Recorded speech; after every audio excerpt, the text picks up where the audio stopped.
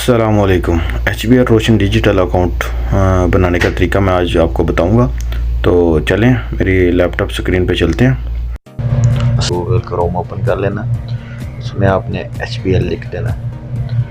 HBR लिखने के बाद जो सबसे पहले लिंक आएगा उसमें ई बैंकिंग रोशन डिजिटल अकाउंट पे क्लिक कर देना। उसके बाद आपने अप्लाई नाउ पे क्लिक कर देना। आपको नए पेज पे ले जाएगा। उधर आपने अपना ईमेल एड्रेस लिखना है, जो आपका पर्सनल ईमेल एड्रेस होगा वो लिखेंगे, क्योंकि उस पर आपको सारी ईमेल वगैरह आएंगी। जैसे मेरा पर्सनल ईमेल एड्रेस है wasimsabir@yahoo.com, तो वो मैं लिख देता हूँ।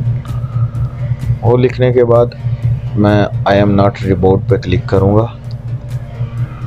उसके बाद सबमिट कर दूँगा। आपको नए पेज पे ले जाएगा। ईमेल एड्रेस लिखा है उधर, वो आपको 1 टाइम OTP भेजेगा, 1 टाइम पासवर्ड 6 डिजिट का। तो आपने ईमेल एड्रेस अपना ओपन कर लेना है, OTP देख लेना है और वो OTP आपने इधर एंटर कर देना है। जैसे उसके बाद सबमिट करने के बाद आपको वो नए पेज पे जाएगा जिस तरह आपने अपनी पर्सनल डिटेल अपडेट करनी है। पर्सनल डिटेल में आपने अपना अपडेट करना है कि आप मिस्टर हो, मिसिज़ हो या डॉक्टर, प्रोफेसर हो। तो उसके बाद अपना नाम लिख देना। नाम लिखने के बाद मदर नेम लिख देना, और मदर नेम लिखना ज़रूरी है। उसके बाद आपने अपना स्टेटस अपडेट करना है। आप मैरिड हो, सिंगल हो, जो भी हो तो आप उधर अपडेट कर देंगे। जैसे मैं मैरिड हूँ, मैरिड अपडेट कर दूँगा। उसके बाद आपने अपना ID डॉक्यूमेंट्स टाइप लिखना है। ID डॉक्यूमेंट टाइप कौन सा आपके पास? CNIC। तो उसमें आपका जो कौमी शनाख्ती कार्ड नंबर है वो आपने लिख देना, और किस डेट को आपको इशू किया गया था, और आपके पास कौन सी कंट्री का पासपोर्ट है, और पासपोर्ट नंबर भी साथ में लिख देना है। जैसे हम पाकिस्तानी हैं तो पाकिस्तानी लिख देंगे। कंट्री ऑफ बर्थ भी लिख देना है, जैसे पाकिस्तान में पैदा हुए हैं। कंट्री ऑफ स्टे, अभी आप किधर स्टे कर रहे हैं, USA में है, सऊदीया में है, दुबई में है, तो वो लिख देना है। उसके बाद नेशनलिटी आपके पास कौन सी है, पाकिस्तानी ही लिख देनी है, या फिर आपके पास ड्यूल नेशनलिटी है तो ड्यूल नेशनलिटी मेंशन कर देनी है। ओके, ड्यूल नेशनलिटी मेंशन करने के बाद आपसे पूछेगा कि आपका ऑक्यूपेशन कौन सा है, यानी आप काम क्या करते हैं, प्रोफेशन क्या है आपका। तो आपने प्रोफेशन सिलेक्ट कर लेना है। अगर आपका प्रोफेशन इनके दिए हुए प्रोफेशन के अलावा doctor, engineer, businessman, government servant और बिजनेस वूमन के अलावा, तो आपको अदर सेलेक्ट करना पड़ेगा, और उसमें आपको लिखना पड़ेगा कि आपका क्या ऑक्यूपेशन है, मैनेजर है, सुपरवाइज़र है, ये सारा कुछ आपको इधर लिखना पड़ेगा। ये लिखने के बाद आपका ऑक्यूपेशन लिखने के बाद आपको कॉन्टैक्ट डिटेल अपडेट करनी है, जो ऑटोमेटिक आपका ईमेल एड्रेस आ जाएगा, जिस ईमेल एड्रेस से आपने ये पेज ओपन किया था। वो लिखने के बाद आपको कंट्री डायलिंग कोड लिखना है। जिस कंट्री में आप हो उस कंट्री का डायलिंग कोड और आपका मोबाइल नंबर, यानी सऊदी अरेबिया का +966 है, वो करना पड़ेगा। उसके बाद रेजिडेंट एड्रेस है, क्योंकि इस पर डेबिट कार्ड आएगा, तो आपने लाजमी सही से लिखना है जिस जगह पे आप रह रहे हो। एड्रेस, जिप कोड, सिटी, यानी मैं रियाज में रह रहा हूँ तो रियाज और अपना एड्रेस मैं सही से मेंशन करूँगा ताकि डेबिट कार्ड आ जाए।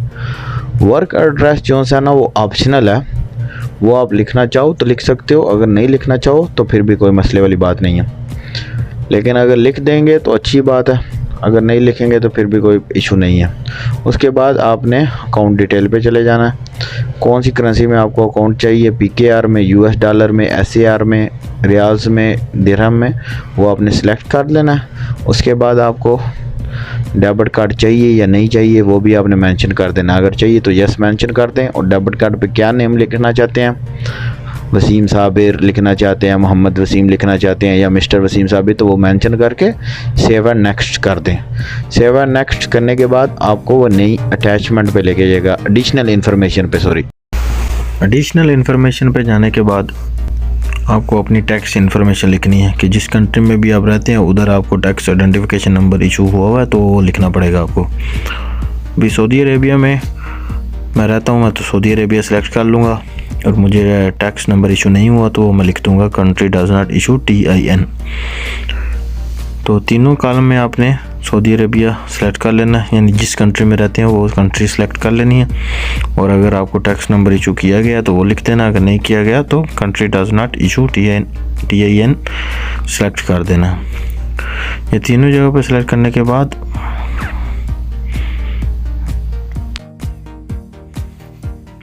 नीचे चले जाएंगे, उधर आपको एम्प्लॉयमेंट डिटेल देनी पड़ेगी। एम्प्लॉयमेंट डिटेल यानी कि जिसके पास आप काम करते हो, कफील का नाम देना पड़ेगा, उसकी कंपनी का नाम देना पड़ेगा, या आप किसी कंपनी में काम करते हो तो उस कंपनी का नाम देना पड़ेगा, या आप जो भी काम करते हो अपनी एम्प्लॉयमेंट डिटेल देनी पड़ेगी, नेम ऑफ एम्प्लॉयमेंट या कंपनी, या और उसमें आपकी क्या पोस्ट है, क्या डेजिग्नेशन है, वो आपको लिखना पड़ेगा। तो मैं एक कंपनी का नाम लिख देता हूँ। फॉर एग्ज़ाम्पल अभी एक कंपनी है अल-नहबा डेवलपमेंट ट्रेडिंग एस्टेट, उसका नाम लिख देता हूँ। ये फॉर एग्ज़ाम्पल के तौर पे है, आपको समझाने के लिए। आपकी जौन सी भी कंपनी होगी, जौन सा भी आपका एम्प्लॉयर होगा, आपने उसकी डिटेल लिखनी है। तो मैं जो सा ना एक फ़र्जी तौर पे आपको लिख के दे रहा हूँ। तो डेजिग्नेशन में लिख देता हूँ जी कार मैकेनिक। उसके बाद आपको नेचर ऑफ बिज़नेस लिखना पड़ेगा और आपकी इनकम कितनी है वो लिखनी पड़ेगी। जो नेचर ऑफ बिज़नेस सर्विस है तो लिख दूँगा। उसके बाद आपकी मंथली इनकम पाकिस्तानी रुपीज़ में कितनी है, फॉर एग्ज़ाम्पल लिख देता हूँ 1,30,000। वो लिखने के बाद आपको सोर्स ऑफ इनकम लिखनी पड़ेगी। सोर्स ऑफ इनकम ऐसी बात है, सैलरी लिखेंगे। अगर आपको कुछ और सोर्स ऑफ इनकम है तो वो आप वो लिख देंगे। ये सब कुछ लिखने के बाद आपको सेव एंड नेक्स्ट करना है। सेव एंड नेक्स्ट करने के बाद आपको जो नेक्स्ट पेज पे ले जाएगा वो अटैचमेंट है। आपको इधर अभी जो आपके पास आपका ID कार्ड वगैरह, कामा, पासपोर्ट, ये सब कुछ अपलोड करना पड़ेगा। और अगर आप लाइव इमेज अपलोड करना चाहते हैं तो लाइव इमेज अपलोड कर दें, नहीं तो आप PDF फाइल में कन्वर्ट करके रख लें तो वो अपलोड कर दें। अभी सबसे पहले आपको अपना साइन अपलोड करना पड़ेगा। तो ये मैं सेव करके रखा हुआ PDF में, मैं अपलोड कर दूंगा।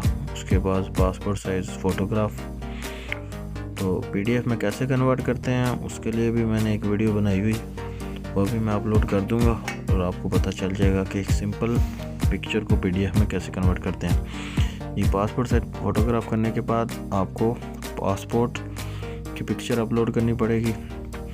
पासपोर्ट की पिक्चर अपलोड करने के बाद आपको नॉट रेजिडेंट परमिट, यानी जिस कंट्री में आप रह रहे हो उसका परमिट अपलोड करना पड़ेगा, लाइक इकामा वगैरह। इकामा अपलोड करने के बाद आपको जो सा ना प्रूफ ऑफ प्रोफेशन, आपका पे स्लिप हो जाता है या कंपनी की तरफ से अगर आपको लेटर मिल जाता है कि ये हमारे पास बंदा काम करता है तो वो आपने अपलोड करना है। और पे स्लिप जो आपको मिलती है वो भी आप अपलोड कर देंगे तो कोई प्रॉब्लम नहीं है। उसके बाद अपना ID कार्ड फ्रंट साइज़, जो CNIC नंबर है उसका फ्रंट साइड और बैक साइड दोनों अपलोड करनी है। ठीक है जी, फ्रंट साइड अपलोड करने के बाद बैक साइड अपलोड कर देंगे।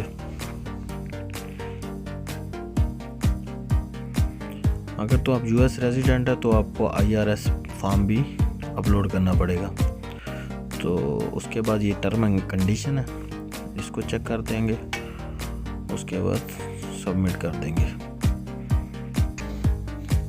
सबमिट करने के बाद अभी सबमिट नहीं हो रहा, तो अभी चेक करते हैं कि क्या प्रॉब्लम है। हमने इधर ऊपर प्लीज़ सेलेक्ट ID डॉक्यूमेंट्स, ये सेलेक्ट नहीं किया कि हमने कौन सा ID डॉक्यूमेंट्स अपना शो किया है, NIC शो किया है या फिर NICOP शो किया है। तो हम CNIC फ्रंट पेज और CNIC बैक पेज ही अपलोड करेंगे। उसके बाद दोबारा से इसको चेक कर लेंगे टर्म एंड कंडीशन को और अपने फॉर्म को सबमिट कर देंगे। एप्लीकेशन आपकी सबमिट हो जाएगी, इसके अलावा आपको और कुछ भी नहीं करना। एप्लीकेशन सबमिट होने के बाद फ़ौरन आपको पेज पे ले जाएगा, उस पर आपको बता देगा कि आपकी एप्लीकेशन सबमिट हो गई है और आपको विदिन 2 वर्किंग डेज़ आपको कन्फर्म कर दिया जाएगा आपका अकाउंट ओपन हो गया कि नहीं हो गया। अभी फ़िलहाल उन्होंने अकाउंट नंबर दे दिया, यूज़र रेफरेंस ID भी दे देते हैं, लेकिन फिर भी वो आपको 2 दिन बाद कंफर्म करेंगे आपके डॉक्यूमेंट चेक करने के बाद। अगर इसके बारे में आपको कोई और डिटेल भी चाहिए तो तो आप मुझे मैसेज कर सकते हैं, वीडियो के नीचे कमेंट कर सकते हैं, तो मैं आपको टोटल डिटेल बता दूंगा। वीडियो को लाइक और कमेंट करना ना भूलिएगा। शुक्रिया।